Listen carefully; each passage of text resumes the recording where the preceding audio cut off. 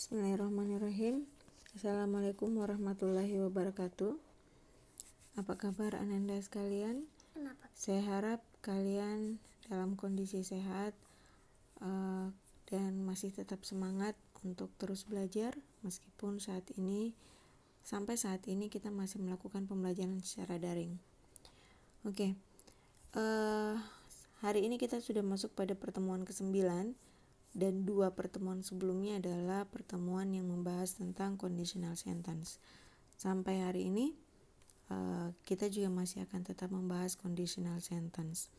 Conditional sentence ini termasuk materi yang agak berat karena kalian harus memadukan kemampuan kalian dalam mengetahui grammar.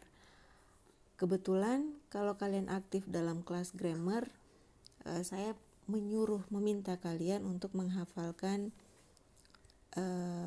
rumus-rumus 16 tenses, dan kalau kalian sudah menghafal itu, minimal kalian memahami itu, kalian akan sangat mudah untuk mempelajari conditional sentence, karena conditional sentence tidak akan terlepas dari rumus-rumus tenses.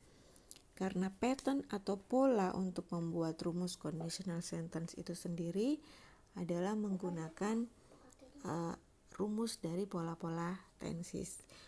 Begitu juga dengan part of speech yang sudah saya minta kalian untuk menghafalkan. Semoga kalian menghafalkan dan sampai saat ini belum dilupakan. Itu juga akan sangat berpengaruh dalam memahami materi conditional sentence dan cara kalian nanti membuat kalimat-kalimat conditional sentence. Pertemuan lalu saya sudah di slide saya pertama saya sudah menjelaskan apa itu conditional sentence. Conditional sentence itu adalah kalimat pengandaian. Jadi ada kondisi-kondisi tertentu dalam kalimat sehingga kalimat itu disebutkan sebagai kalimat pengandaian. Sederhananya kalimat conditional sentence itu biasanya disebut dengan if sentence. If sentence adalah kalimat yang di dalamnya ada kata if atau kalimat pengandaian. Di mana kata if itu sendiri artinya jika, jikalau, dan lain sebagainya.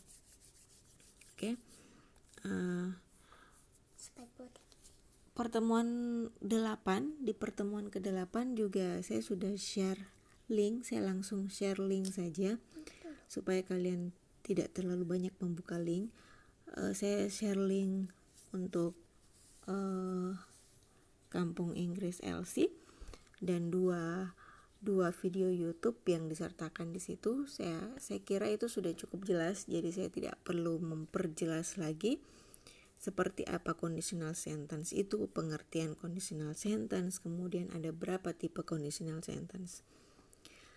Saya menunggu kalian untuk berdiskusi di ruang diskusi kelas, tapi sepertinya tidak ada respon di situ. Saya berbaik sangka saja bahwa kalian mengerti dengan conditional sentence yang kalian pelajari secara virtual.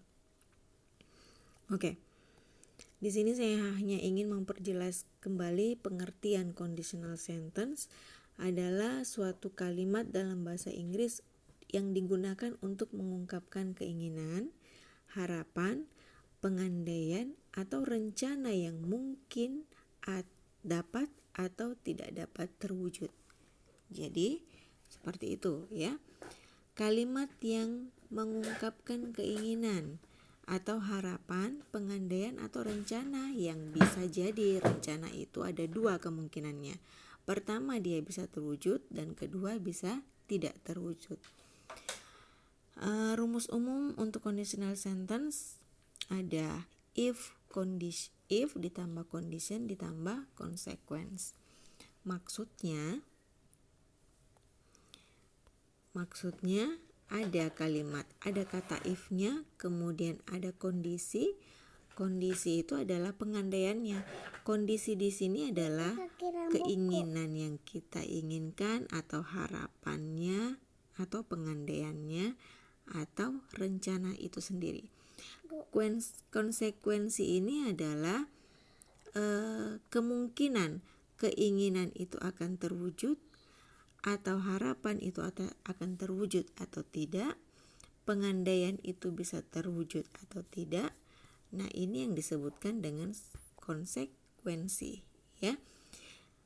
Jadi seperti itu. Ada kalimat pengandaian, kemudian di kondisi itu sendiri adalah isi dari pengandaian yang ingin kalian sampaikan, apa dia berupa keinginan, berupa harapan, atau pengandaian, atau berupa rencana. Kemudian konsekuensi adalah hasil dari keinginan, harapan, pengandaian, atau rencana. Seperti itu. Kemudian, itu rumus umumnya. Kita belum masuk pada tipe 1, tipe 2, tipe 3, dan tipe 0, ya. Itu belum. Rumus umumnya seperti itu. Atau bisa juga sebaliknya. Jadi pattern ini conditional sentence itu tidak murni harus if selalu di awal, ya. If juga bisa berada di tengah. Dalam arti polanya bisa dibalik. Polanya bisa menyatakan konsekuensi di awal, setelah itu baru kita menyambung dengan if, lalu ada conditional sentence. Oke? Seperti itu ya, jelas. Ada if clause-nya, kemudian ada konsekuensinya. If clause bisa disimpan di belakang, yang diawali dengan konsekuensi. Saya rasa di slide pertama saya sudah sampaikan bahwa conditional sentence, kalau kita menggunakan conditional sentence berarti kita selalu menggunakan kalimat compound sentence. Compound sentence yang secara sederhana dalam bahasa Indonesia kalian bisa memahaminya sebagai kalimat majemuk. Kalimat majemuk itu adalah kalimat yang terdiri dari dua subjek atau dua pelaku dan dua predikat. Kenapa selalu dua? Ya, karena di kondisi itu di kalimat di klausa if itu ada subjek di situ. Pasti ada subjek, ada verbnya. Kemudian di konsekuensi juga pasti disebutkan ada subjek, ada verbnya. Itu pasti. Makanya karena dua subjek, dua verb, maka dia masuk pada kalimat compound sentence atau kalimat majemuk. Harus itu. Jadi conditional sentence itu biasanya kemungkinan besar dan umumnya biasanya dia adalah kalimat majemuk karena dia terdiri dari dua klausa. Klausa satu disebut dengan sub clause. Tidak harus klausa 1 ya. Maksudnya bukan klausa pertama yang saya maksudkan. Klausa yang satunya terdiri dari sub clause dan satu klausa lagi yaitu main clause. Artinya klausa yang satu klausa lainnya itu adalah anak kalimat. Kemudian klausa lainnya merupakan kalimat klausa induk atau induk kalimat. Jadi yang harus kalian pahami ketika kalian belajar conditional sentence, maka kalian juga harus memahami tentang klausa. Klausa kita pelajari ketika kita belajar compound sentence. Compound sentence kita sudah pelajari di kelas 10, kalau tidak salah kelas 10 atau kelas 11, saya masih ingat ya, kelas 10 atau kelas 11. Yang saya ingat waktu saya mengajar itu saya pernah mengajarkan kalian compound sentence. Terus, oke, sekarang kita masuk pada tipe-tipe conditional sentence. Tipe conditional sentence itu yang saya share di sini melalui link LC itu ada 4. Ada tipe 0, ada tipe 1, 2, dan 3. Dan itu berbeda untuk semua tipe, berbeda maksud dan tujuan, berbeda juga patternnya. Kalau saya bilang pattern berarti pola. Kalau kita berbicara berbeda pola, berarti tenses yang digunakan pasti berbeda. Tenses yang digunakan beda, maka pola dalam setiap tenses pun pasti akan berbeda. Oke. Sekarang kita pelajari tipe 0. Tipe ini masih sangat sederhana dan mudah untuk dipahami, ya. Digunakan untuk menyatakan suatu fakta dengan menggunakan rumus jika titik-titik maka, ya. Jika A, maka B. Atau bisa dibalik sebenarnya, ya, seperti yang saya katakan tadi, pola if ditambah condition ditambah consequence, itu bisa dibalik. Consequence bisa di awal, kemudian baru ditambah if dan condition. Oke. Ambilkan dulu sajadahku di situ. Itu sajadah.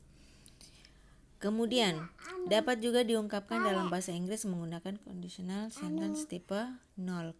Karena rumput yang basah jika terkena air hujan merupakan fakta yang diketahui oleh orang banyak.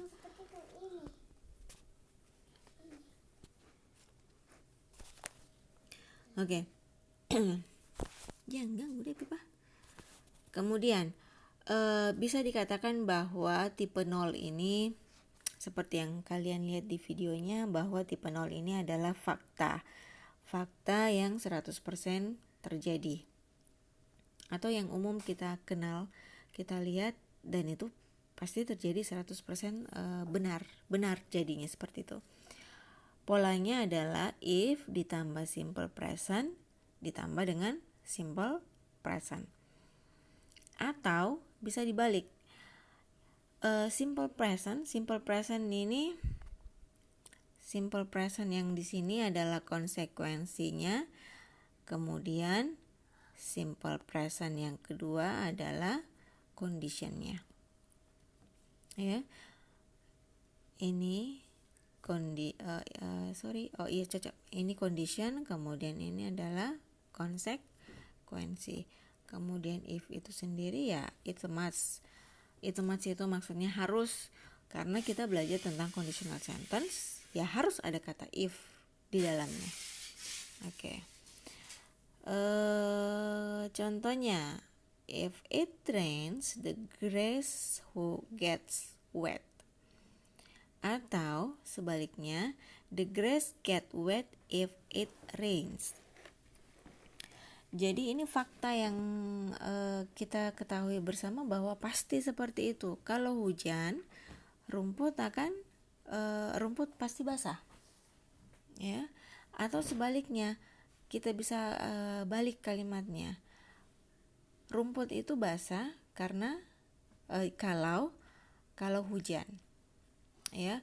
Kemudian kalian harus perhatikan, ya. Ini kalian harus perhatikan karena kita sudah masuk pada grammar.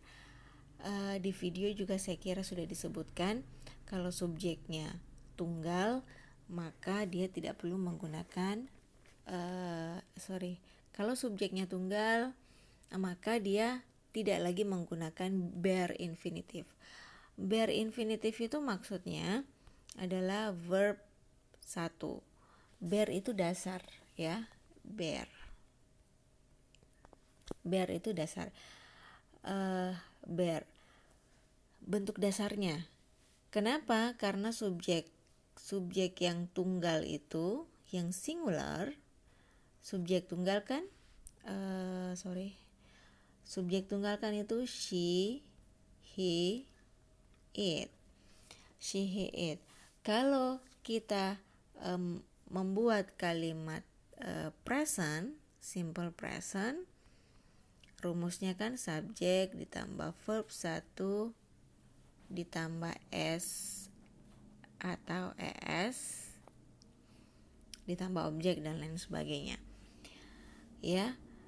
S atau es ini kita tambah kalau subjeknya adalah singular, orang ketiga tunggal, she, he, it, ya.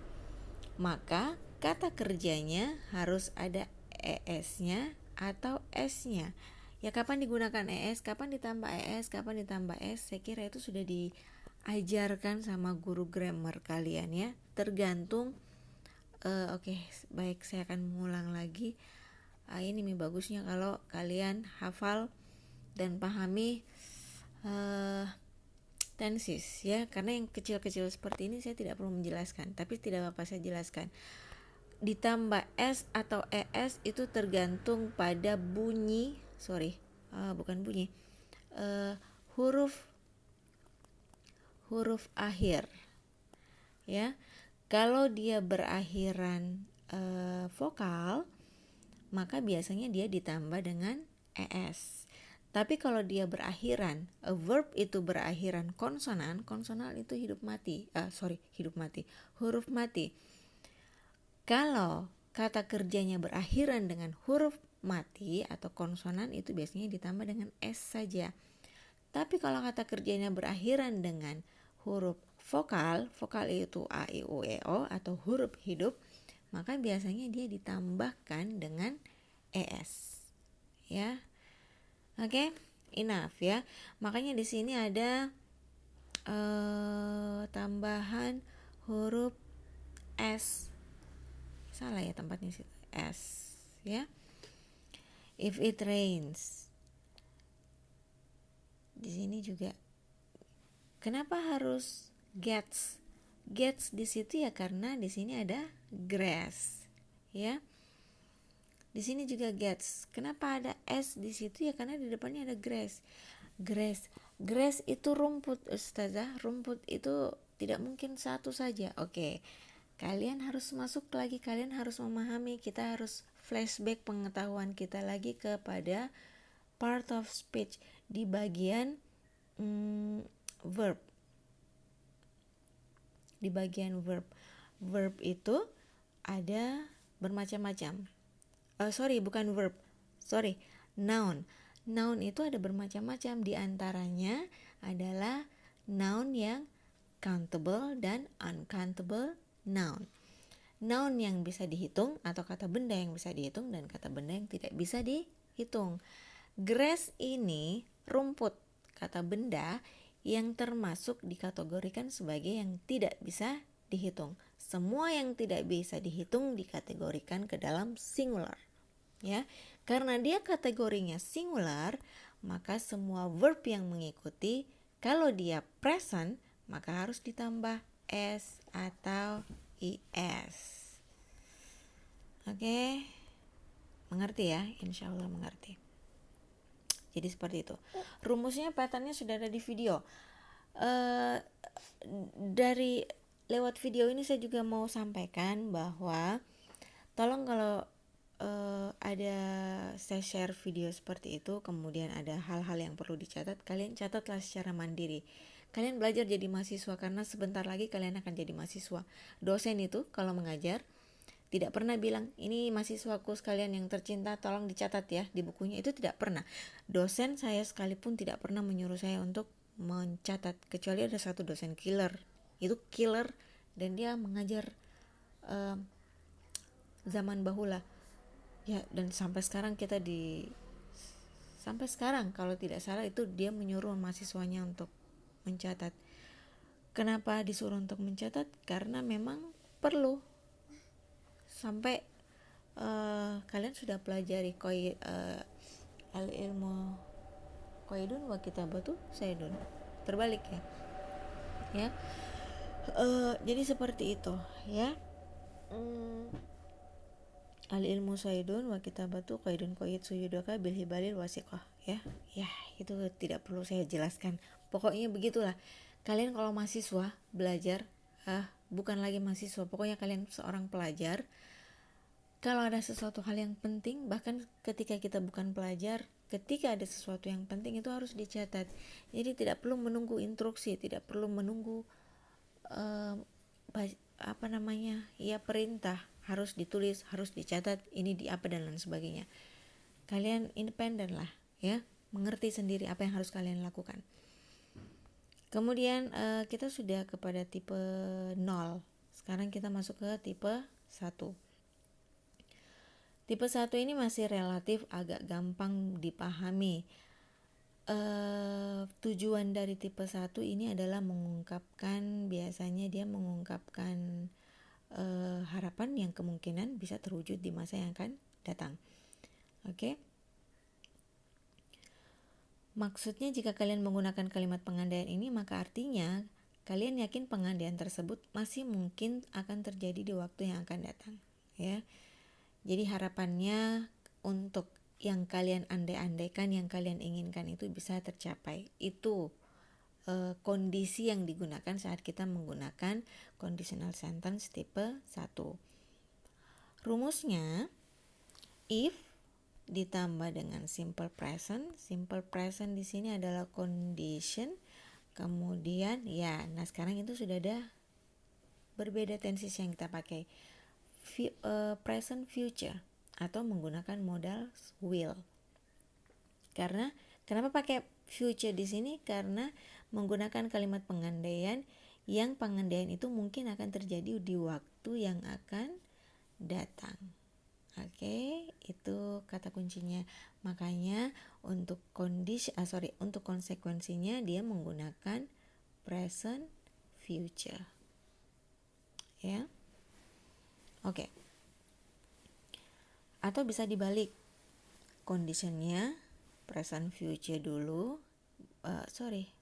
Konsekuensinya present future dulu, baru ditambah if clause, baru ditambah dengan condition. Condition itu keinginan atau harapan, ya. Atau tergantung kalimatnya apa. Di sini ada contoh kalimat. If you tell her the truth, she will forgive you. Jika kamu memberitahu dia yang sebenarnya, maka dia akan memaafkan kamu. Kacamata apa? Tidur make. Oke. Sorry, selalu ada iklan di video ini ya. Sampai di mana tuh kita? Jika kamu memberitahu yang sebenarnya pada dia, maka dia akan memaafkan kamu.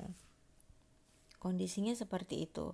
Itu adalah harapannya yang mungkin akan terjadi di masa yang akan datang. Dia menggunakan simple present. Jelas kenapa present ini jelas terlihat dari kata tell. Kemudian kondisinya yang mana dia menggunakan will. Oke. Saya akan menjelaskan klausa. Yang mana itu klausa? Ya. Klausa. Ini yang dimaksudkan dengan klausa. Klausa 1 dan ini klausa 1. Oke, ini klausa 1, anggap itu klausa 1 dan ini klausa 2. Ya. Dan ini adalah if-nya, conditional sentence. Apa itu klausa? Saya rasa saya sudah sering menjelaskan klausa itu apa. Klausa itu adalah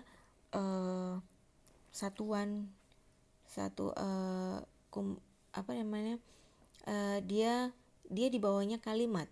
Bedanya dia unsur terkecil yang terdiri dari subjek dan predikat, tapi tidak diakhiri dengan tanda titik, ya, tidak diakhiri dengan tanda baca. Itu disebut dengan klausa. Jadi dia lebih simple daripada kalimat. Kalau kalimat itu harus ada titiknya, meskipun kadang-kadang unsurnya sama. Unsurnya ada subjeknya, maksudnya ada subjeknya, ada predikatnya. Tapi kalau ada titiknya itu disebut dengan kalimat. Kalau tidak ada titiknya maka itu disebut dengan klausa. Ya.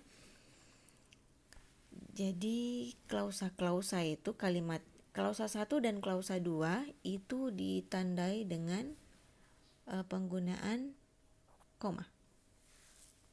Ya, itu ditandai dengan penggunaan koma. Kecuali kalau dia dibalik. Seperti ini patternnya. Ya, terlalu besar mungkin garisnya. Oke. Ini dan ini berbeda. ada koma di sini. Kalau ini tidak ada koma. Oke. Kalau if di awal, maka untuk membedakan klausa 1 dan klausa 2 harus ditandai dengan penggunaan koma. Kalau if-nya ada di tengah, maka penggunaan koma itu tidak perlu. Kenapa? Karena klausa 1 dan klausa 2 itu dipisah dengan penggunaan if. Ya. Jadi kalau kalian mau tahu mana klausa satunya, ya di depannya if. Mana klausa duanya, ya di belakangnya if. Ya. Kalau kalimat yang ini kalian mau cari klausa 1, ya klausa 1 setelah if dia klausa 1 ada koma. Kalau koma, berarti di depannya koma itu adalah klausa 1. Di belakangnya koma adalah klausa 2. Oke. Saya rasa itu yang perlu kalian perhatikan. Rumusnya itu kalian bisa flashback, kalian bisa lihat di video lagi. Kalian mau pakai rumus if simple present kemudian plus future, atau kalian mau pakai subjek, verb, bear verb dan lain sebagainya, itu bisa kalian lihat di video ya. Oke. Saya hanya akan menjelaskan kalimat A berarti masih ada kemungkinan jika orang yang diajak bicara tersebut mau berkata jujur pada orang lain. Maka masih ada kemungkinan orang lain tersebut akan mengerti dan memaafkan. Sedangkan kalimat B, saya belum jelaskan kalimat B. If I win the lottery, I will take you to Bali. Jika aku memenangkan lotre, aku akan mengajakmu ke Bali. Kalimat kedua ini berarti orang yang mengatakannya ikut lotre, namun belum tahu apakah dia menang atau tidak. Oke, kalian lihat tadi kapan kita menggunakan, dalam kondisi apa kita menggunakan kalimat tipe 1? Conditional sentence tipe 1 adalah menyatakan sesuatu yang mungkin terjadi di waktu yang akan datang. Jadi mungkin iya, mungkin juga tidak. If I win the lottery, kalau saya menang lotre, saya akan mengajak kamu ke Bali. Kalau dia menang, kalau dia tidak menang, ya dia tidak akan diajak ke Bali, ya seperti itu.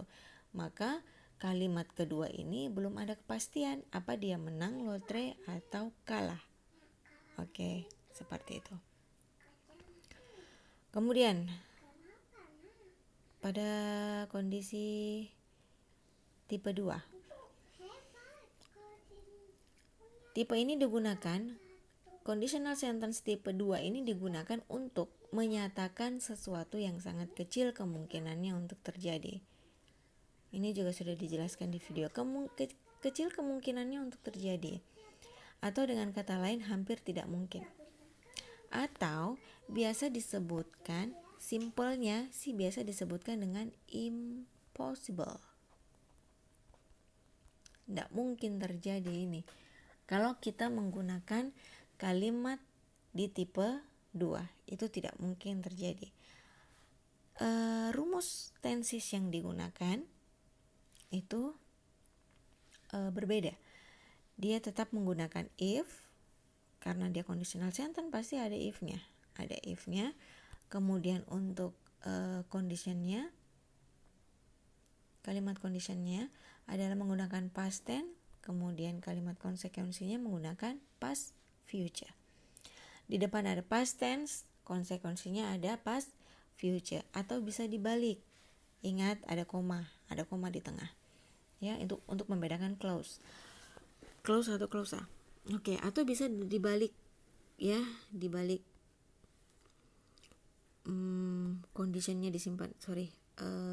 konsekuensinya disimpan di depan, kemudian ada if-nya, kemudian ada condition-nya, kalimat pengandaiannya.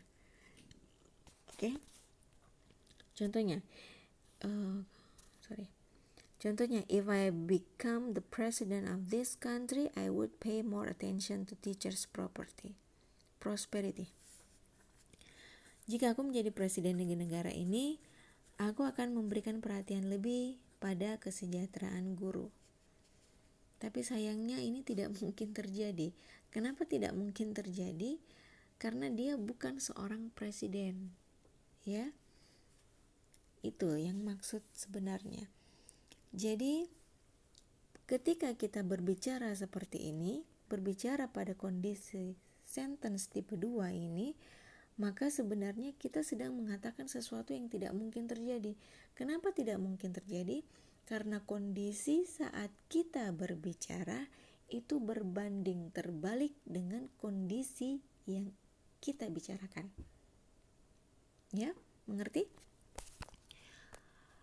Berbanding terbalik. Kondisi saat ini ketika kita berbicara itu berbanding terbalik dengan kondisi yang kita bicarakan. Kondisinya saat ini adalah faktanya. Oke. Kalau ini kita bicara fakta. Di tipe 1, tipe 2 dan tipe 3 itu kita ada berbicara soal fakta. Ya. Faktanya adalah dia bukan presiden. Tapi kondisi yang dibicarakan adalah kondisi saat dia jadi presiden. Oke.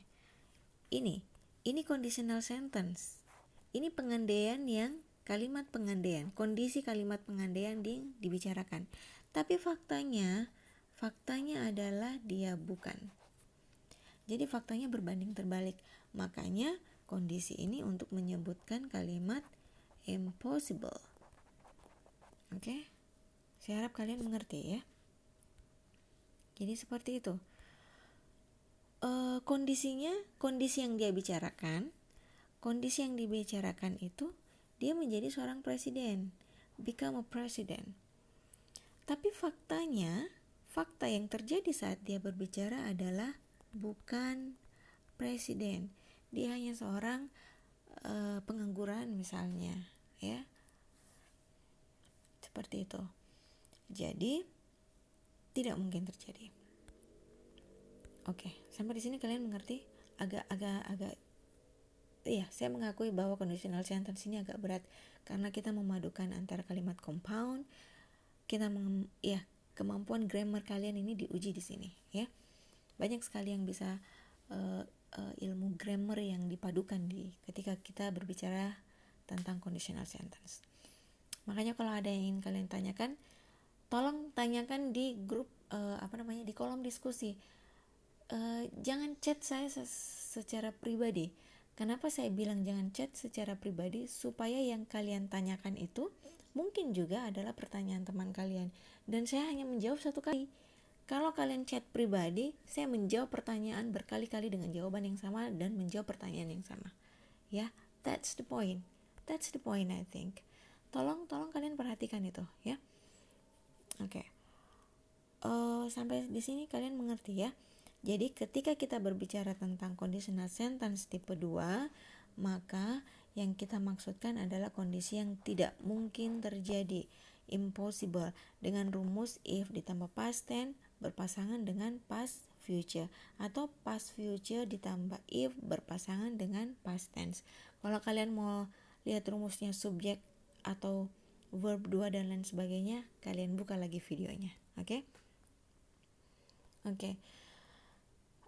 Kalimat tersebut mengungkapkan pengandaian tentang apa yang akan dilakukan oleh para pembicara apa dia menjadi seorang presiden. Namun jika si pembicara menggunakan conditional sentence tipe 2, artinya dia berpikir sepertinya dia tidak akan menjadi presiden di negara ini.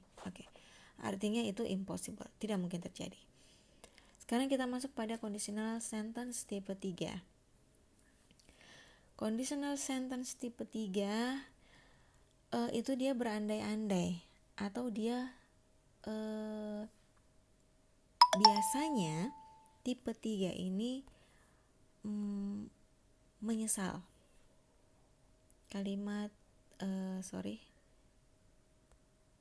Penyesalan. Ya.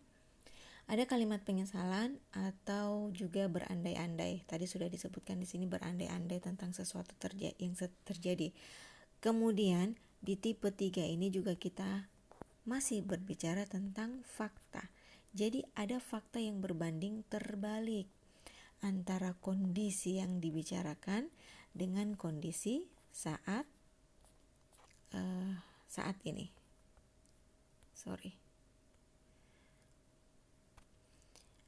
Oke, jadi kita bicara fakta.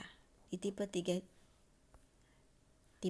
ini juga masih berbicara soal fakta. Fakta yang berbanding terbalik antara saat berbicara atau saat ini. Oh my god, I'm sorry.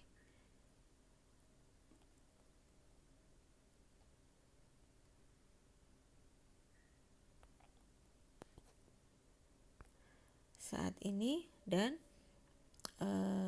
yang akan datang. Yang lalu. Jadi kondisinya berbanding terbalik dengan kondisi saat dia berbicara saat ini dan saat dia dengan kondisi pada masa lalu, ya. Karena ini tipenya penyesalan. Kalau penyesalan berarti sesuatu itu telah terjadi di masa lalu, ya. Kemudian baru disesali sekarang, seperti itu.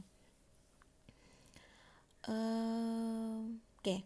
Rumusnya adalah if ditambah past perfect berpasangan dengan future perfect, atau di sebaliknya future perfect kemudian ditambah if ditambah past perfect.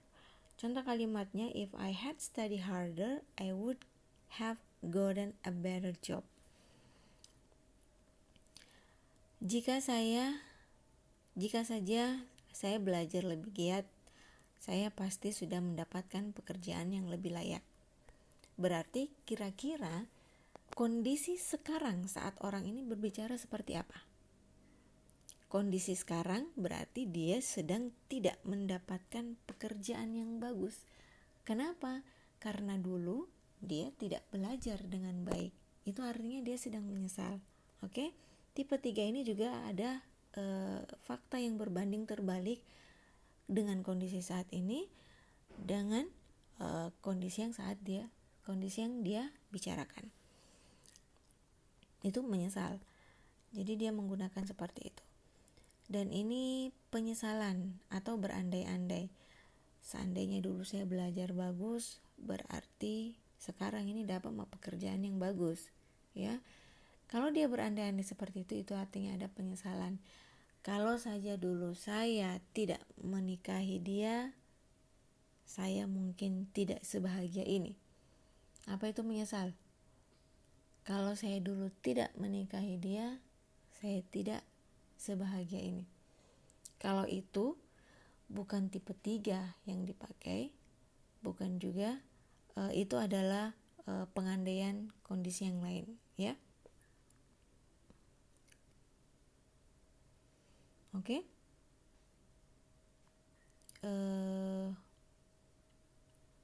Itu bukan penyesalan. Kalimat yang terakhir yang saya sebutkan itu bukan penyesalan, tapi dia berandai-andai, ya. Tapi kebanyakan biasanya tipe 3 ini digunakan saat mereka menyesali. Tapi ada juga yang tidak, seperti contoh yang saya sebutkan tadi. Ketika seandainya dulu saya tidak menikahi dia, maka saat ini saya tidak mungkin sebahagia ini. Artinya kalau orang lain yang dia temani, mungkin dia akan menderita dan lain sebagainya. Kalau yang dia sebutkan seperti itu, kalau saya menikah dengan orang lain saya akan menderita, berarti saat ini dia sedang menyesal, ya. Tapi yang dia sebutkan adalah pernyataan yang lain. Jadi seperti itu conditional sentence tipe 3 yang digunakan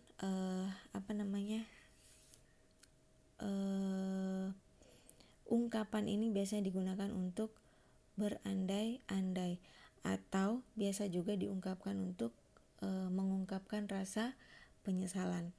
Rumus yang dipakai past perfect berpasangan dengan future perfect, atau sebaliknya future perfect ditambah if berpasangan dengan past perfect. Oke. Sekarang ada conditional sentence tipe mix. Oke. Oh, I'm so sorry. Yang tadi yang saya ungkapkan itu adalah tipe mix, yang saya mengatakan kalau saja dulu saya tidak menikah dengan dia, berarti saya tidak sebahagia ini, saya tidak sebahagia ini saat ini, ya. Itu adalah conditional sentence tipe mix. I'm sorry ya. Saya harap kalian maklum, karena kalian bisa lihat di screen layar kalian sekarang menunjukkan pukul 0.36. Oke. Saya baru bisa membuat materi pembelajaran di tengah malam karena kondisi saya punya anak kecil yang suka mengganggu. Tadi saja kalian sempat dengar suaranya padahal sudah tengah malam. Oke, pada conditional sentence tipe mix ini itu mengacu pada campuran conditional sentence tipe 2 dan tipe 3. Ya, pola kontrafaktual. Kontrafaktual itu maksudnya yang berbeda kondisinya saat dia berbicara dan apa yang dia bicarakan.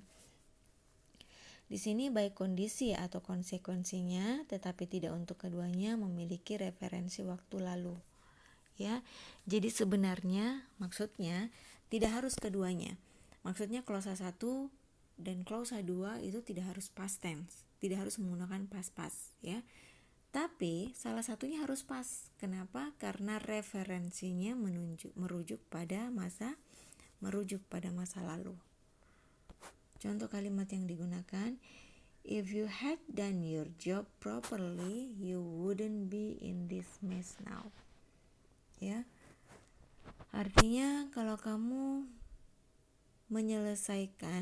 saja kamu menyelesaikan pekerjaan kamu dengan baik, dengan cepat, you wouldn't be in this mess now. Kamu tidak akan berada di ruangan ini atau di asrama ini saat ini. Oke. Atau pada kalimat kedua, if we were soldiers, we wouldn't have done it like that.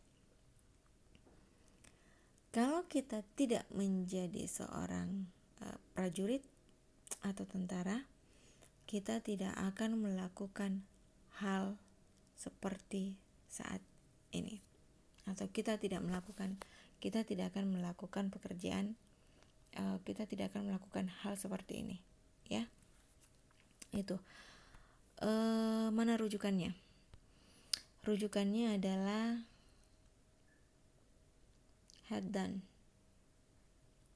your job. Had done your job. Dari modal dan auxiliary verb yang dipakai itu sudah jelas, itu perfect, ya. Past perfect. Yang mana dia menunjukkan perfect. Oke? Saya uji kemampuan grammar kalian. Yang mana menunjukkan perfect.